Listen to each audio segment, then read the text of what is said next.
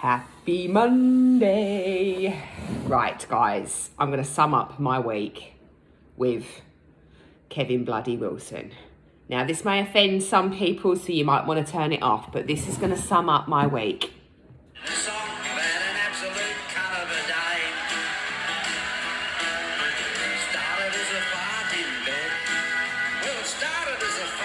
Shit myself instead, and the fucking piss is going off the fucking head. I've had an absolute cunt of a day.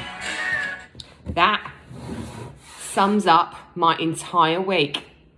Now, I'm not suggesting that I shit myself every day, or even once. I'm not going to tell you that. TMI. But what I am going to say is it wasn't a good time. Let me just sort out my barnet because it looks shocking. Okay, so I said to you guys last week that I had my fish and chips, and honestly, I'm a superstitious little bunny. After I'd eaten my fish and chips and I posted it, one person come back to me and said something along the lines of, doesn't that aggravate your digestive system because you eat well, like, for the rest of the time? And I'm thinking, you know what, girl's got a point. I never have any problems when I have any kind of greasy foods like that. I don't know. You know, it's not like I'm new to it. I have had greasy foods in the past, but I just don't have them very often. Balanced lifestyle. And weirdly enough, that very same night, a couple of hours after I'd eaten it, I had a really bad tummy. And something happened, which I'm not going to go into right now. And it has been like that ever since. I know JJ had a bit of a bug leading up to that weekend. And I told you guys last week, bless his cotton socks, he didn't want to say anything because he didn't want to ruin the family time together. And oh my God, I was heartbroken when he eventually come out with it late Saturday night that he'd not only been feeling as rough as anything, but that he'd actually thrown up, bless him, but that he felt better. So that was Saturday. I'm talking Sunday, Monday, Tuesday, oh my God, Wednesday, Thursday. I thought I was getting a bit better. No. Friday, it came back with a vengeance. Been waking me up at like 5:30 every single day with the most horrific stomach cramps. Luckily for me, I've not had the sickness side, which those of you that have followed me for a while and you know of my years where I was heavily bulimic, I used to make myself sick all the time. And you'd think that I'd be okay with being sick. No, I hate being sick. It's one of the world's worst things ever. I will much rather have that end all day long. Luckily, this lockdown, there hasn't been as bad a shortage. I should learn to talk properly. I can swear properly, I just can't talk properly. There's not been as much of a shortage with the old loo rolls, so thank God, because I have shit within an inch of my life, guys. I know that's too much information, and I know there's been a lot of swearing, and if I have offended anybody with any of the swear words, I do apologise. But realistically, in real life, I don't mean any malice behind them, and if you are offended, then we likely wouldn't be friends in real life. So moving on. What has happened today, first day, I've woken up this morning and I was like, please God, no. And it was like, and I got out of bed and I come downstairs and I didn't have any tummy cramps. I was like, yes. I still had 4 eggs before my training session. Yeah, I've kind of flipped to be having poached eggs on toast because I'm trying to really, get myself in a better condition, toiletry wise. And I've been doing that for days, just in hope that it would stop.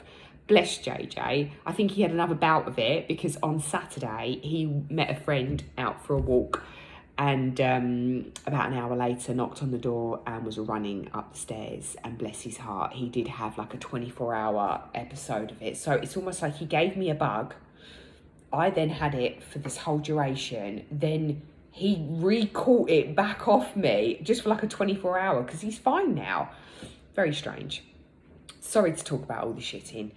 Now I'm going to talk about my husband because that's the next best topic. So, of course, girls, I, of course, have not been very well. And although I haven't been very well, because I'm eating the same, I'm eating really well. In fact, I've upped my calories in my cut because I'm beginning to get to that stage where like the breastbone area starts to get a wee bit lean. And, you know, I'm realistic with my targets. I want to feel good as well.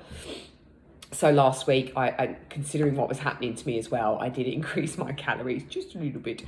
Most of this was in the form of shreddies, I might add, which is totally Simon's fault because he's now secretly buying them every week and stashing them. So now I want them because they're hanging around. So thanks for the support, Simon.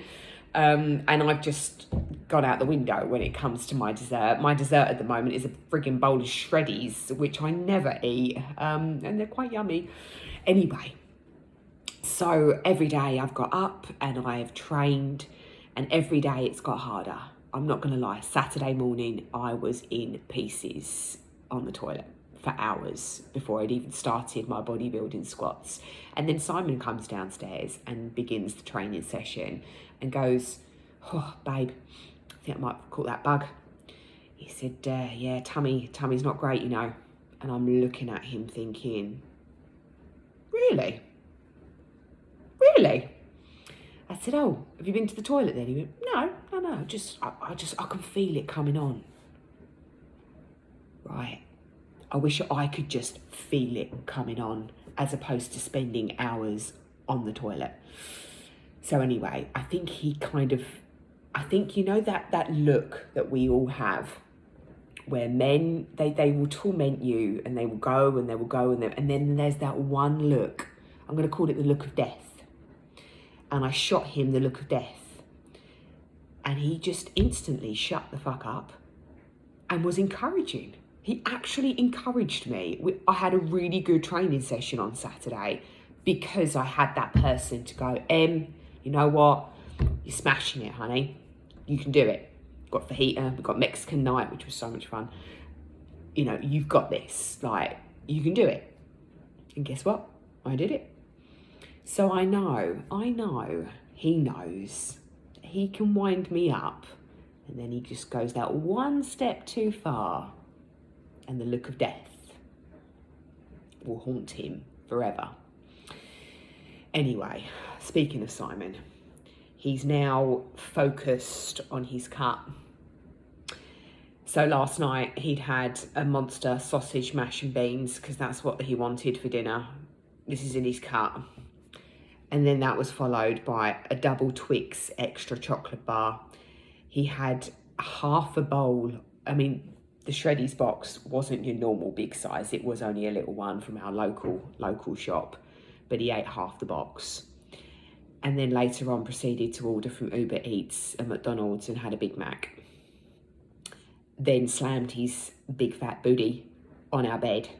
And for the third, maybe even fourth time, he has broke the middle stabilising whatever frame on the middle. So my side just went because the whole thing went and I was just looking at him as if to say, like, when are you going to learn? You've got to stop jumping on the bed. It's almost like he leaps himself and then jumps on. It's really just mind-boggling to me. Stop doing it. Just get in the bed normally. Anyway, so after restructuring the bed frame and getting that back up, we're all good to go. He trained this morning, first time, touch wood, in a long time that he's trained. And his bicep feels okay. So there's no excuse now. He needs to get back on it, and I am going to help him as much as I possibly can. I would give anything to have him not sitting on the weight bench, tapping his phone or tapping his feet, and annoying the hell out of me, to be honest. So I'm glad, I'm grateful that he's going to be up and about doing stuff and actually getting involved with the dumbbells. Please, God, please let it continue. So what else is happening? Well, aside from the family stuff, JJ's fine, by the way, now. I am fine. I didn't have the best session this morning, but that's nothing to do with my toilet issues. I am fine in that department, so I am happy. That's good.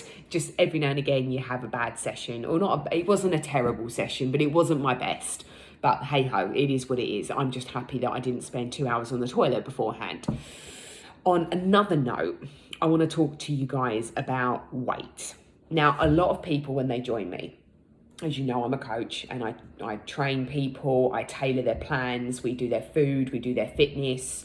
And, I don't just conjure it up from thin air, like this is the rep range that you're going to do and this is the food that you're going to eat. It needs to be a relationship where that person communicates, which is why we have our video talk, which is why we spend a good hour going through your hormones, what you eat, what you don't eat, what you've done in your training, what you haven't done, how long you've been doing it for, your yo-yo dieting, your trigger foods, behaviors, everything you can think of, so that it paints the perfect picture for me to be able to do these tailored plans and get them right.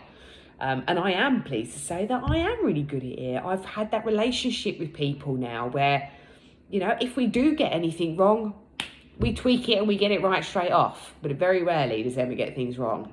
Simon should know that. Anyway, one thing that has been occurring to me of recent is weight. So many people keep saying to me, I really want to lose X and Y and Z weight. I'm feeling better in my clothes. I'm getting into jeans I've never been in for years. But the scale weight's just not coming down. Like, what's the deal? Ladies, I don't know how many times I need to say this. The goal is not to lose body weight. It's not. In fact, it's a beautiful side effect for us females that are focused on the scales, that you start resistance training, you start eating properly, a high protein diet, loaded with wholesome foods. You have your treat night once a week and then you move on. Unfortunately, we are a society where we live and die by those demon scales, and everything to us is about what we weigh. And this is where the problems come in, because if I was to say to you, the goal is not weight loss, it's actually fat loss, then you're going to associate with that, well, surely she just means that I'm going to lose some weight on the scales. I can't weigh 140 pounds looking the way I do, not lose a pound and look fantastic at 140 pounds. But that's where you're wrong, because you can. Because muscle does weigh more than fat. And actually, if you lose too much too quick, a lot of it is water, glycogen and muscle.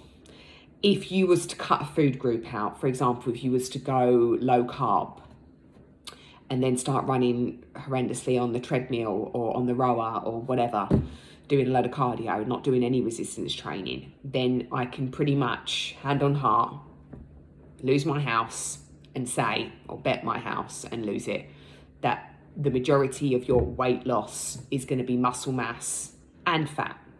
And that's bad. Why is that bad?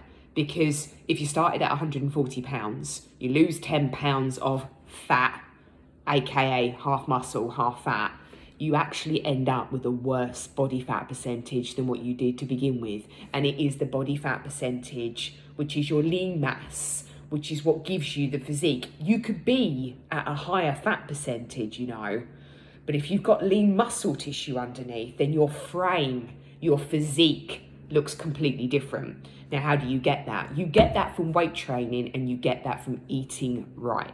So many people, honestly, if I had a penny for every client that says to me, I just can't eat this amount of food.